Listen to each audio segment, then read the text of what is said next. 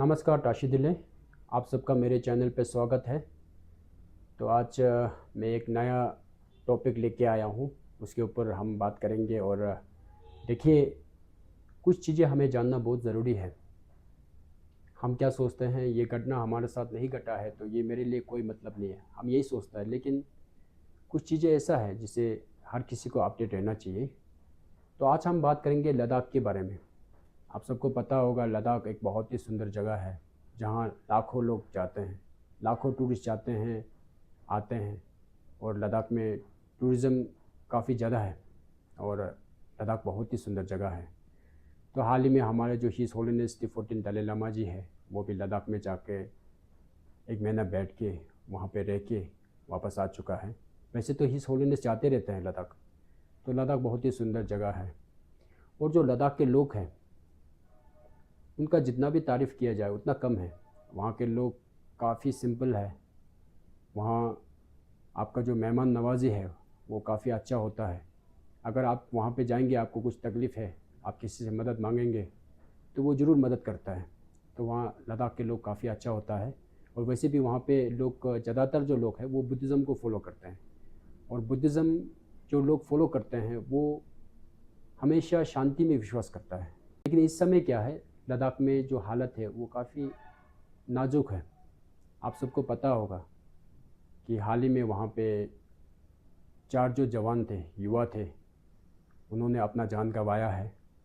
और साथ ही साथ वहाँ के जो सोशल एक्टिविस्ट और इन्वायरमेंटलिस्ट सोनम वांगचुक जी है, उसको NSA के तहत, नेशनल सिक्योरिटी एक्ट, इसके तहत ये गिरफ़्तार किया गया है, उसको अरेस्ट किया गया है। और वो लद्दाख से बाहर, जम्मू एंड कश्मीर से बाहर कई दूसरा जगह पे रखा हुआ है, उनको जेल में रखा गया है।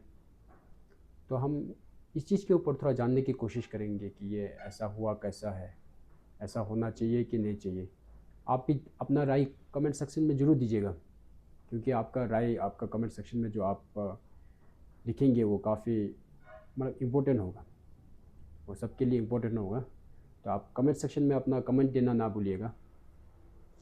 देखिए, लद्दाख पहले क्या था, आपका जम्मू एंड कश्मीर के साथ में था।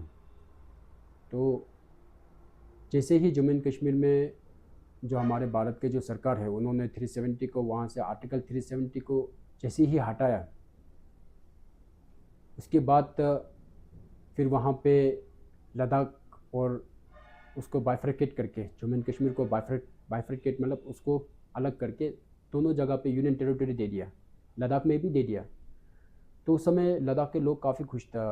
उनको काफ़ी सालों से वो संघर्ष कर रहा था, वो चाहता था कि लद्दाख को एक यूनियन टेरिटरी मिले। तो उनको अभी यूनियन टेरिटरी मिला हुआ है। तो लोग उस समय में जब यूनियन टेरिटरी दिया गया था, तब लद्दाख के लोग काफ़ी खुश था। वो सोच रहा था कि अभी हमारा जितना भी जो हमारा जो प्रॉब्लम्स है वो सॉल्व हो जाएगा, अभी हमें यूनियन टेरिटरी मिला है। उस समय में जो अपना ये इन्वायरमेंटलिस्ट सोनम वांगचुक जी है, उन्होंने भी मोदी जी का काफ़ी तारीफ़ किया था। उन्होंने लिखा था, थैंक यू, धन्यवाद, थैंक यू सो मच, आपने आर्टिकल 370 को हटा दिया, आपने हमारे लद्दाख को यूनियन टेरिटरी दे दिया, इसके लिए थैंक यू सो मच। ऐसा कह के उन्होंने मतलब काफ़ी अप्रिशिएट किया था मोदी जी को, और उन्होंने अपना मैसेज भी दिया था। उसके बाद क्या है, अभी अभी लोगों को लगने लगा है कि यूनियन टेरिटरी, चलिए ठीक है, भारत सरकार ने दे दिया, अच्छी बात है। लेकिन यूनियन टेरिटरी के अंदर में ऐसा, जो वहाँ का जो आम लोग हैं, उनको इतना राइट नहीं मिल पाता है, ऐसा उनका कहना है। कि देखिए, उनका अपना कोई लॉ मेकर है नहीं। वो चाहता है कि उनका भी अपना एक लॉ मेकर हो, लेजिस्लेटिव असेंबली हो, जहाँ पे उनका खुद का चुना हुआ MLA हो और अपना वहाँ का जो MP हो। तो ऐसा उनका डिमांड है। तो उन्होंने सेंट्रल गवर्नमेंट के सामने में डिमांड रखा है कि लद्दाख में एक तरह से 6 शेड्यूल को आप स्वीकार कर लीजिए। 6 शेड्यूल क्या है, देखिए, सिक्स शेड्यूल ये है कि 6 शेड्यूल के अंदर में जब कोई भी स्टेट या यूनियन टेरिटरी या कोई भी जगह आ जाता है, तो वहाँ पे एक तरह का प्रोटेक्शन मिलता है। वहाँ पे क्या है, लोगों को राइट मिलता है। वो चाहता है कि उनका जो कल्चर है, उनका जो ट्रेडिशन है, वो डाइल्यूट ना हो, वो जैसे था वैसे ही रहे, ऐसा वो चाहता है। और साथ ही साथ उनका जो नेचुरल आपका वहाँ पे रिसोर्सेस है, वो भी चाहता है कि वो उसको भी प्रोटेक्ट करें। तो उसके लिए क्या है, उनको सिर्फ शेड्यूल चाहिए। साथ ही साथ वो ये डिमांड कर रहा है कि हमें स्टेटहुड चाहिए, हमें एक पूर्ण राज्य चाहिए। अपना ये लद्दाख है, अगर उनको लद्दाख को स्टेट दे देता है तो लद्दाख में उनका अपना चीफ मिनिस्टर होगा, उनका अपना मिनिस्टर्स होगा, उनका अपना एमएलएस होगा। वहाँ के लोग यही चाहता है। उसी के लिए ये लोग क्या है, सेंट्रल गवर्नमेंट से फाइट कर रहा है, मतलब मांग कर रहा है, काफ़ी सालों से मांग कर रहा था। और सेंट्रल गवर्नमेंट और लद्दाख के जो लोग हैं उनके बीच में बातचीत चल भी रहा था। तो इस बीच पिछले साल आप सबने देखा होगा, लद्दाख से काफ़ी लोग पद यात्रा करके दिल्ली तक गया है। दिल्ली में जाके वहाँ पे उन्होंने धरना भी किया है और साथ ही साथ गवर्नमेंट ऑफ इंडिया को डिमांड भी किया है कि आप हमें स्टेटहुड दे दीजिए, साथ ही साथ आप ये 6 शेड्यूल में हमें लेके आइए, हमारे युवा जो वहाँ पे बेरोजगार है उनके लिए आप एम्प्लॉयमेंट जनरेशन कीजिए। ऐसा करके उन्होंने काफ़ी रिक्वेस्ट भी किया और हमेशा हर समय वो शांतिपूर्ण में ही था, शांति से ही कर रहा था। तो अब ये 24 सितंबर को आप सबको पता है, वहाँ पे कई दिनों से सोनम वांगचुक जी और उनके जो सहयोगी हैं वो सब हंगर स्ट्राइक कर रहा था। तो हंगर स्ट्राइक कर रहा था तो उनमें से कुछ जो बुजुर्ग थे उनको थोड़ा सा तबीयत का प्रॉब्लम हुआ, उनको हॉस्पिटल ले जाना पड़ा। तो इसी चीज़ को लेके युवाओं के बीच में थोड़ा सा आक्रोश हुआ, वो सड़क पे उतर आया। फिर वहाँ के जो एडमिनिस्ट्रेटिव हैं और साथ साथ वहाँ में जो आपका वहाँ के पुलिस है उनके साथ में झड़प हो गया। पुलिस या सीआरपीएफ के साथ में वहाँ का जो युवा है उनके साथ में झड़प हो गया। उस समय वहाँ पे थोड़ा गोलीबारी हुआ जिसके वजह से 4 युवाओं ने अपना जान गंवा दिया। तो इस चीज़ को लेके फिर वहाँ पे लद्दाख के लोगों के बीच में काफ़ी आक्रोश हुआ। उसके बाद सोनम वांगचुक जी ने कहा कि आप मेरा जो रास्ता है वो शांति का रास्ता है, तो अगर हम इस तरह के करेंगे, इस तरह आगजनी करेंगे या फिर ऑफिस को जलाएंगे या फिर यहाँ माहौल ख़राब करेंगे तो हम ये जो हंगर स्ट्राइक है इसको हम कंटिन्यू नहीं कर सकता है। तो उसी समय उन्होंने ये हंगर स्ट्राइक को तोड़ दिया था। उसके बाद 1-2 दिन में पता चलता है कि सोनम वांगचुक जी के ऊपर में एनएसए लगाया गया है, उसको अरेस्ट किया गया है। और जो एनएसए होता है, नेशनल सिक्योरिटी एक्ट, ये इंडिया का सबसे टफेस्ट एक्ट है। नेशनल सिक्योरिटी एक्ट उसके ऊपर लगाया जाता है जो कि देशद्रोही हो, जो देश के मतलब खिलाफ काम करता हो। वो कोई टेररिस्ट हो सकता है या कोई वो ऑर्गेनाइजेशन हो सकता है जो देश के खिलाफ काम करता हो, जो हमारे देश को बर्बाद करने के लिए काम करता हो। लेकिन अभी देखिए सही क्या है गलत क्या है वो तो बाद में पता चल ही जाएगा। दूध का दूध पानी का पानी तो हो ही जाएगा। लेकिन अभी तक में सोनम वांगचुक जी का जो छवि है वो पूरे देश भर में उनका छवि काफ़ी अच्छा है। आपने 3 इडियट्स तो देखा होगा जहाँ पे आमिर खान फुनसो वांगडुक ना ऐसे कुछ, वो फुनसो वांगडुक, हाँ फुनसो वांगडुक बनता है। तो वो फुनसो वांगडुक जो बना था वो जो क्या है कहा जाता है कि वो रोल जो इंस्पायर हुआ था आपका सोनम वांगचुक को लेके। और सोनम वांगचुक जी ने काफ़ी काम भी किया है। आप देखिए उन्होंने वहाँ पे सेस्मो बोल के स्कूल खोला है जहाँ पे हज़ारों बच्चों को एजुकेशन दिया जाता है। एजुकेशन के साथ साथ वो स्किल डेवलपमेंट भी कराता है और उनका यूनिवर्सिटी भी है शायद। और साथ ही साथ वो आइसबर्ग, आपको पता होगा, वो सर्दी के मौसम में जो अपना बर्फ़ है वो बर्फ़ को पूरा जमा करके फिर आपका ये गर्मी का मौसम में उसमें से पानी लेके खेती बाड़ी करता है, वो सब तो आपको पता ही होगा। साथ ही साथ उन्होंने हमारे भारत के जो वीर सैनिक हैं उनके लिए भी उन्होंने सोलर टेंट ये सब भी बनाया है। तो काफ़ी इनोवेशन किया है। और मतलब वैसे भी वो काफ़ी पढ़ा लिखा भी है, आपको पता है आईआईटी किया हुआ है, वो काफ़ी पढ़ा लिखा है। वो चाहे तो वो कहीं फॉरेन कंट्री में जाके ढेर सारा पैसा कमा सकता था, एक अच्छा कॉर्पोरेट में जाके, एक अच्छा कंपनी में जाके एक अच्छा पोस्ट लेके वो पैसा काफ़ी कमा सकता था। उनके उनके पास में हुनर भी है, वो काफ़ी माना जाना आदमी है। लेकिन उन्होंने सोचा कि नहीं नहीं, हमको ये सब नहीं करना है, हमें अपना लद्दाख में बैठ के ही काम करना है। तो उन्होंने लद्दाख का इन्वायरमेंट के ऊपर में काफ़ी काम किया, लद्दाख के लोगों के ऊपर में काफ़ी काम किया, एजुकेशन के ऊपर में काफ़ी काम किया। तो अभी लेकिन इस समय वो जेल में है।